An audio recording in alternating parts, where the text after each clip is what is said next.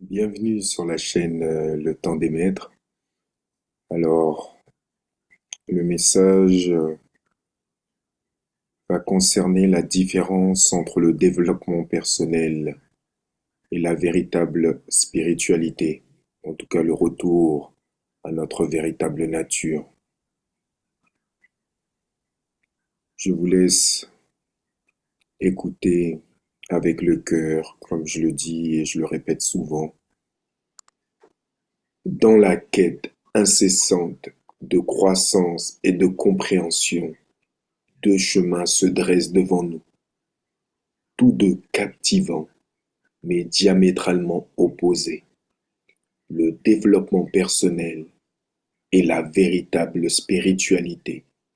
Comme je le répète souvent, cette véritable spiritualité nous amène au cœur de notre être, dans notre présence je suis, qui rayonne en notre poitrine.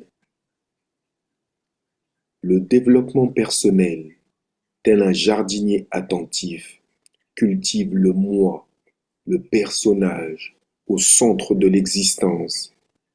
Il s'évertue à accumuler un savoir, à étendre ses connaissances pour améliorer ce moi, le faire prospérer dans le monde extérieur. Cette voie est pavée de découvertes sur le fonctionnement de ce personnage, mais le maintient fermement dans les mailles d'une identité éphémère. En contraste, la véritable spiritualité est un pèlerinage intérieur, un dépouillement profond où le personnage lâche prise sur le poids des expériences passées. C'est un abandon des fardeaux tels que la culpabilité, la colère et les regrets, ainsi que des informations intellectuelles dites spirituelles qui l'entravent. Ici, le vrai travail est celui de se libérer des attaches du passé et des projections dans l'avenir afin de se concentrer pleinement sur le présent. Ces deux pratiques, bien qu'apparemment similaires dans leur quête de croissance, poursuivent des desseins opposés.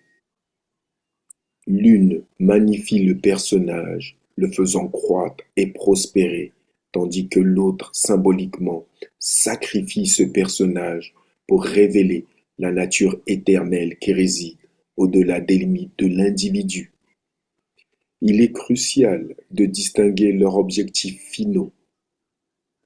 L'approche du développement personnel maintient dans le labyrinthe de la dualité, enrichit l'identité temporelle, tandis que la voie de la véritable spiritualité transcende cette dualité, offrant une vision non duelle qui libère des méandres de notre conscience. Ainsi, le choix revient à chacun, vouloir embellir le personnage éphémère ou embrasser la dissolution symbolique de ce personnage pour révéler l'éternelle vérité de notre nature non duelle. Qu'il en soit ainsi.